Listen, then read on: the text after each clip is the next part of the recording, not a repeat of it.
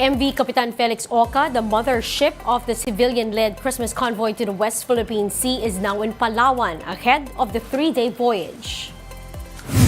Chinese Coast Guard fires water cannon at vessels of the Bureau of Fisheries and Aquatic Resources during a resupply mission in Scarborough Shoal. And here's an early Christmas gift for motorists. Industry projections indicate a big-time rollback in the prices of petroleum products next week.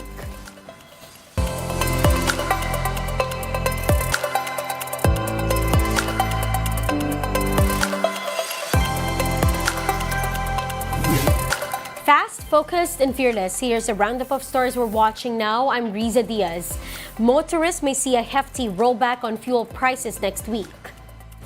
An oil industry source said that diesel prices could be slashed by up to 2 pesos per liter.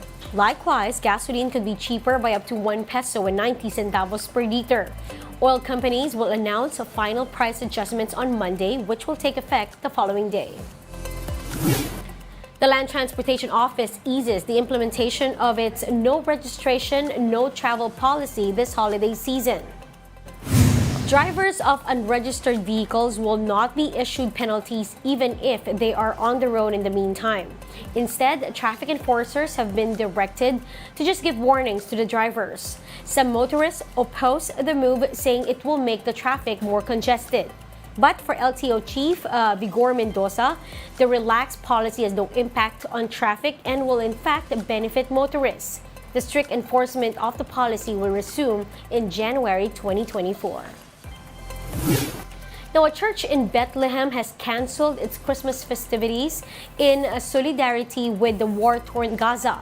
The details in this video by the Associated Press.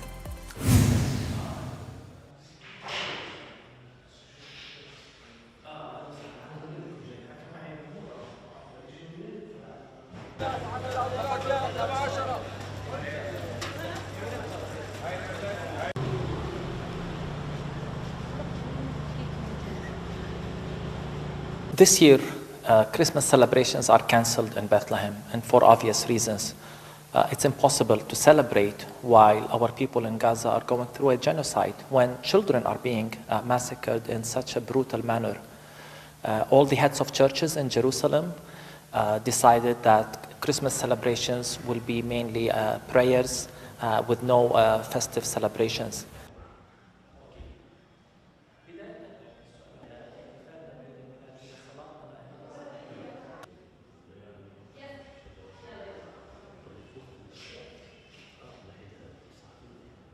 We thought of what is meaning of Christmas for us as Palestinians, and what message do we want to send to the world about the meaning of Christmas today.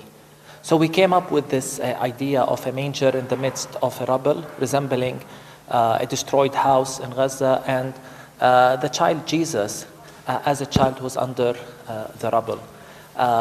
We've seen so many images of children being pulled out of the rubble, and to us this is a message that Jesus identifies with our suffering.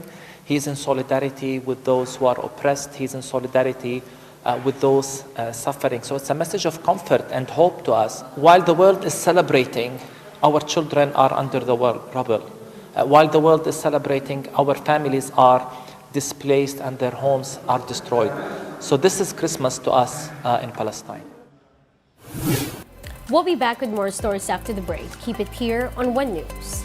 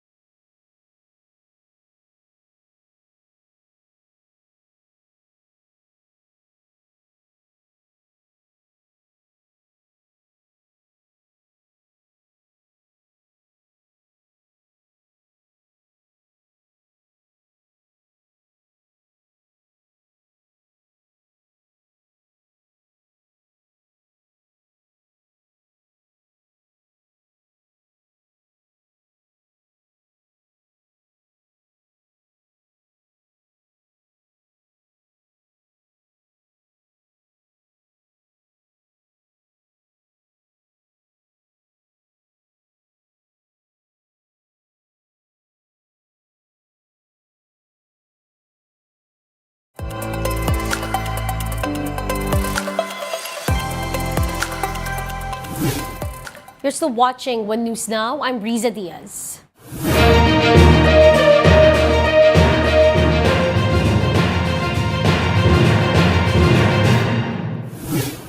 The planned civilian-led Christmas convoy to the West Philippine Sea is set to begin tomorrow. Here's One News anchor Gretchen Ho. She's reporting to us live from El Nido, Palawan. Gretchen, kamusta kayo dyan? Magandang hapon mula dito sa El Nido. Riza, lalo pang dumami ang sasama sa Christmas convoy ng atin ito koalisyon na tutungo mula dito sa Palawan patungong Spratly Island Group para igiit ang ating karapatan na maglayag sa ating exclusive economic zone. Ayon sa koalisyon, lalo pang dumagdag ang bilang ng mga mangingisda at mga volunteers na sasama sa Christmas convoy na aabot na sa mahigit 200 sumatotal. Kasabay nito, dumating kanina dito sa El Nido, Palawan ang mothership ng Christmas convoy, ang MV Kapitan Felix Oca ng mga 9:00 ngayong araw. Dala-dala nito ang mga pamaskong regalo at donasyon kasama ang mga volunteers mula sa Maynila. Dito rin sa El Nido, magtitipon-tipon ang sanib puwersa ng mga volunteer mula sa iba't ibang panig ng Pilipinas. Higit 100 mangingisda at mga local officials mula sa Palawan. Bukas ng 3:00 ng madaling araw, magsisimula ang Christmas convoy at aabutin ng isang buong araw bago makarating ang convoy sa vicinity ng Ayungin Shoal.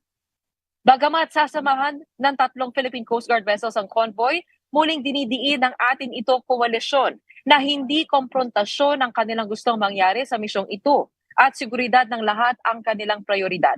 Oras na magkaroon ng shadowing mula sa Chinese Coast Guard, ay aabisuhan naman daw sila ng PCG kung ano ang gagawin para makalayo sa peligro. Hangad lang daw ng koalisyon na makapaghatid ng saya ngayong Pasko sa ating mga sundalo at manindigan para sa ating kalayaan para makapaglayag sa sarili nating exclusive economic zone. Riza, magkakaroon ng press briefing ilang sandali para sa media dahil nga sa mga nangyayari ngayong araw na ito at sa hapon na ito.